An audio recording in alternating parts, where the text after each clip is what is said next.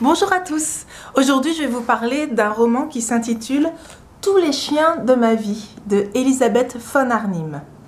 Elisabeth von Arnim, c'est une écrivaine qui est née en 1866 en Australie et qui est morte en 1941 aux États-Unis. Mais chaque fois que je pense à elle, je ne peux pas m'empêcher de penser qu'elle est allemande parce qu'elle a vécu 23 ans en Allemagne. Elle s'est mariée avec un grand aristocrate prussien, je vous en dirai un petit peu plus après. Et puis sinon, elle avait également la nationalité britannique. Donc rien qu'à ce pédigré, on peut deviner que c'était une grande globe-trotter de la fin du 19e siècle et du début du 20e siècle.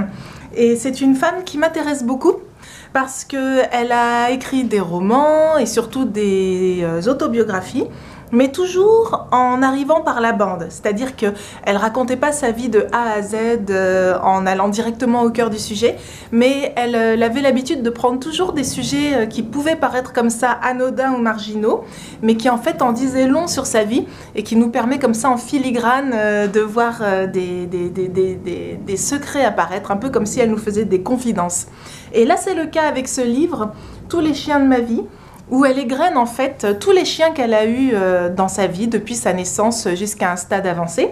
Et alors, quand on ne s'intéresse pas du tout à la gent canine, ça n'a aucune importance, puisque le roman en soi, au-delà de ces histoires de chiens, nous raconte justement la vie d'Elisabeth von Arnim et certains événements qui lui sont arrivés. Elle avait écrit comme ça un autre roman que j'avais lu d'elle, où elle racontait ses voyages dans le nord de l'Europe, lorsqu'elle voyageait seule, ce qui était assez rare à l'époque. Depuis donc son magnifique domaine en Prusse, donc en Allemagne du Nord, elle partait voyager comme ça et elle nous raconte un petit peu ce qui lui arrive pendant ses voyages. Et là aussi, à travers ce qu'elle raconte, on en devine beaucoup sur sa vie de jeune femme mariée à un vieil aristocrate prussien. Elle avait écrit aussi un autre livre qui a fait son succès, en fait, qui a été son premier gros succès, dans lequel elle racontait comment elle essayait désespérément de créer un jardin à l'anglaise dans sa propriété allemande. Et tous les écueils, tous les obstacles auxquels elle se confrontait pour créer ce jardin. Donc voilà, toujours des petits sujets comme ça qui paraissent anecdotiques, mais qui en fait nous en disent long sur sa vie. Et c'est fait toujours avec beaucoup d'humour et beaucoup d'ironie. Et finalement, moi, c'est ça qui me plaît chez un auteur, parce que qu'est-ce qu'on attend d'un auteur, si ce n'est qu'il nous raconte un petit peu une expérience, et souvent une expérience vécue, qu'il nous décrive son univers et l'atmosphère dans laquelle il ou elle vit, mais en prenant du recul par rapport à ça. Quelle que soit l'expérience qu'on a vécue, quel que soit le milieu dont on vient, un bon écrivain est quelqu'un qui sait prendre du recul. Et elle, cette femme qui était très intelligente, arrive beaucoup à faire ça, à prendre du recul et à parler avec beaucoup d'ironie sur ce monde qui nous paraît complètement suranné aujourd'hui, qui a complètement disparu, qui est celui d'abord de la grande bourgeoisie industrielle anglaise, puisqu'elle naît dans une famille dont le père a bien réussi dans les affaires et a fait fortune, et ensuite dans une grande aristocratie prussienne qui a complètement disparu avec la Première Guerre mondiale, puisqu'elle se marie, après avoir refusé beaucoup de prétendants, elle se marie très jeune à un homme beaucoup plus âgé qu'elle. C'est un mariage de raison qui est plein de tendresse finalement, avec un homme qui a un premier objectif avec ce mariage. Il a été veuf avant de l'épouser elle. Et son premier objectif, c'est de fonder une descendance, lui qui est un grand aristocrate. Et donc il jette son dévolu sur cette belle jeune femme qu'il rencontre lors d'un voyage en Italie, puisque à l'époque, les Anglais qui ont inventé le tourisme font des tours justement en Europe et passent obligatoirement par l'Italie. Et c'est là-bas qu'il la rencontre et qu'il lui offre d'ailleurs un petit chien en gage de son amour et de sa volonté de l'épouser. Et donc voilà, ça c'est une des anecdotes qu'on peut lire dans ce roman. Ce qui est intéressant aussi, c'est que justement à travers sa vie, à travers ses voyages, sa vie un petit peu fastueuse, puis en plus après, elle va faire partie vraiment d'une espèce de jet-set de l'époque, au début du XXe siècle et avant la Première Guerre mondiale. Elle fait partie vraiment d'un monde de la haute société qui voyage et qui se rencontre, et notamment qui prend ses quartiers de villégiature dans le sud de la France.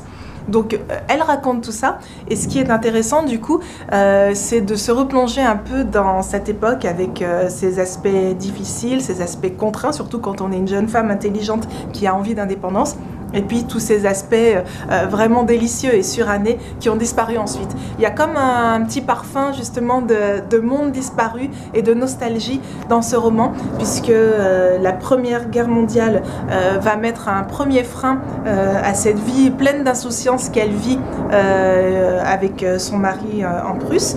Et ensuite, à la mort de son mari, elle lui a fait quand même 5 enfants. Hein. Elle a tenu sa part du contrat dans ce mariage arrangé. Elle a fait 5 enfants coup pour coup, donc elle s'en est occupée. Mais elle a toujours continué d'écrire. Et après la mort de son mari, elle continue à vivre des aventures et notamment à avoir de grandes histoires d'amour, beaucoup d'histoires aussi d'adultère, mais toujours avec grand style. Et elle continue sa vie en Suisse et sur la Côte d'Azur jusqu'à l'arrivée de la Seconde Guerre mondiale. Et là, elle voit tout à fait se profiler le nazisme. Elle qui a aimé et qui a vécu en Allemagne, elle voit avec beaucoup de tristesse ce qui se profile à l'horizon.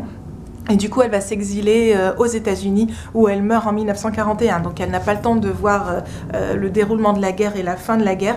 Mais elle fait partie de ces auteurs, allemands ou d'adoption allemande, qui ont pressenti ça et qui l'ont très mal vécu à un niveau beaucoup plus dramatique. Je pense à Stefan Zweig ou à Joseph Roth, qui eux ont senti aussi monter le nazisme. Ils étaient aussi originaires de la Prusse, et Stefan Zweig, il s'est suicidé, et Joseph Roth, lui, a sombré dans l'alcool. Stefan Zweig s'est suicidé au Brésil, si je me souviens bien. Joseph Roth, lui, est mort alcoolique en Europe. Il a vécu d'ailleurs les derniers jours et les derniers instants de sa vie en France. Bon, elle a senti ce même drame. Elle a été aussi très déprimée par ce qui se passait. Mais elle a choisi l'exil aux États-Unis, sachant qu'en plus elle avait la nationalité anglaise, donc ça facilitait aussi les choses. Voilà, alors bon, je vous ai fait vraiment un court résumé de ce qu'on trouve dans ce tout petit livre, hein. C'est vraiment, quoi, ça prend 2 heures à lire, mais c'est vraiment intéressant. C'est plein de fraîcheur, d'humour. À travers ce qu'elle raconte de ses chiens, on devine vraiment tout un arrière-plan de vie qui est intéressant et qui est agréable, parce que justement, comme c'est pas expliqué frontalement, on a vraiment l'impression de se trouver dans une sorte de confidence avec Elisabeth von Arnim. Voilà, donc petit conseil de lecture, et puis bientôt je vous parlerai d'une autre Elisabeth et d'une fille qu'on peut désigner comme une des plus belles pain-bêches et d'une plus belle garce de l'histoire de la littérature. À bientôt, ciao.